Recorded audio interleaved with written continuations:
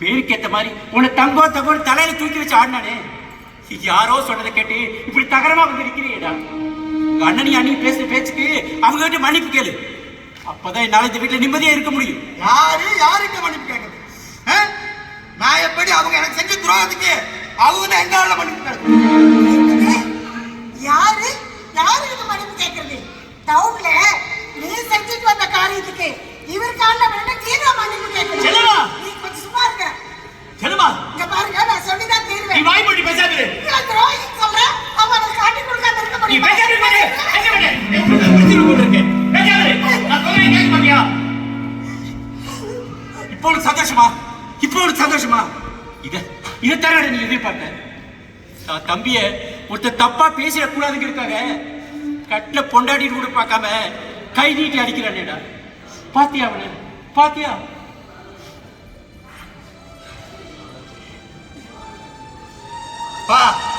சும்மா நீ இதெல்லாம் பண்ணாதீங்க. அவர் எனக்கு நல்லது பண்றாரு, கனவுல நீ தான் நல்லா இருக்கணும் அப்படின்னு கனவுல வேணா அவர் நினைச்சிட்டே இருக்கலாம். ஆனா நிஜ வாழ்க்கையில எனக்கு அவர் துரோகம் பண்ணாரு. என்னடா சொல்ற?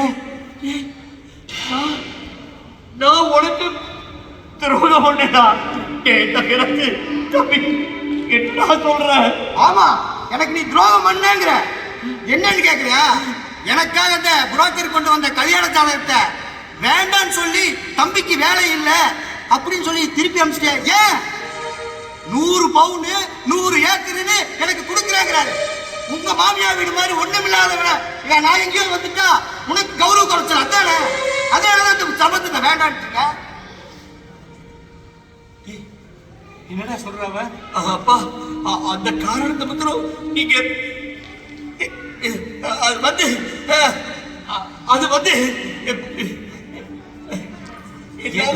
என்னால சொல்ல முடியாதுப்பா. ஏண்டா ஏன் அதை மறைக்கிற? அப்ப நீதான் தப்பு செஞ்சியா? என் தம்பிக்கு நான் துரோகம் அளிப்பேன். அப்பா, அது என் உசுருப்பா, என் உசுரு. தம்பி மேல இவ்வளவு பாசம் இருக்கிற ஏண்டா மறைக்கிற? சொல்லு. அத சொன்னா நீங்க நீங்க ரொம்ப சங்கடப்படுவீங்க. நான் ஏன் அந்த கல்யாணம் வேண்டாம்னு சொல்றேன். நான் சொல்றது இரு, முழுமையா கேளு. கேட்டுட்டு அதுக்கப்புறம் நான் சொன்னது தப்பா ரைட்டான்னு நீயே புரிஞ்சுப்ப. இந்த விளக்கத்து கேட்கல நான் இங்க வரல. நானும் இந்த ஊர்ல 4 பேருக்கு மாதிரி நல்லா இருக்கணும்.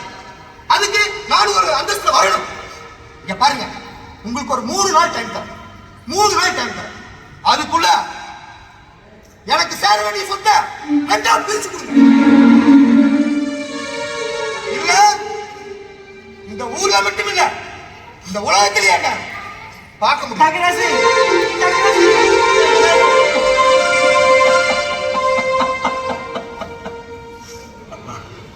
ஏண்டா புத்து, நீ ஏண்டா அந்த தாரத்தை வேண்டான்னு சொன்ன? நல்ல சம்பந்தம் அவனுக்கு வந்த நல்ல சம்பந்தம் ஏண்டா வேண்டான்னு சொன்ன?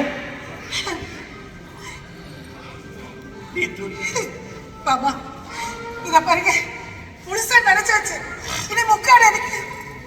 நீங்க சொல்லாட்டி பரவாயில்ல, ஏன் புருஷன் உத்தம் பண்றான்னு நான் சொல்லிதான் ஆகணும். பாபா, அந்த ஐயாசாமியோட பொண்ணு ஏற்கனவே ஒருத்தன் கூட ஓடி போய் திரும்பி வந்தவர். அதனாலதான் அந்த சம்பந்தம் வேண்டான்னு இவர் சொன்னாரு. என்னமா சொல்ற? அது மட்டும் இல்ல மாமா, தங்கரசு தங்கமானவன் நினைச்சோம். ஆனா இத்தனை நாளா அவன் நம்மளை ஏமாத்திட்டு இருந்திருக்கிற மாமா.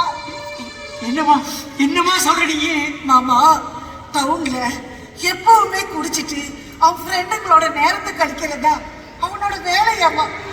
அன்னைக்கு ஒரு நாள் அவன் குடிச்சிட்டு வண்டி ஓட்டி ஒரு பொண்ணு மேல மோதிட்டான். அந்த பொண்ணோட வைத்திய செலவுக்கு தான் பணம் அனுப்பி வைக்கிறேன் நம்ம ஊருக்கு வந்து என்னோட நகையை அடகு வச்ச பணத்தை அந்த பொண்ணுக்கு அனுப்பி இருக்கா மாமா.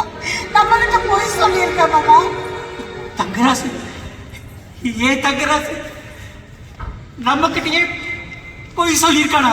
அப்பா, இங்க பாருங்கப்பா, தங்கராசு ரொம்ப தங்கமான பையன். அவன் மேல சந்தேகப்படாதீங்க. சேர்ப்பா சேர்க்கையில அவன் இப்படி ஆயிட்டான். அவன் நம்மளை விட்டு போனாலும் நம்ம தூரத்துல நம்ம கண்ணெதிர்க்க இருக்கணும்ப்பா, கண்ணெதிர்க்க இருக்கணும். அவன் அவன் உசுரோடு இருக்கணும்ப்பா, உசுரோடு இருக்கணும். அதனால சொத்தை பிரிச்சு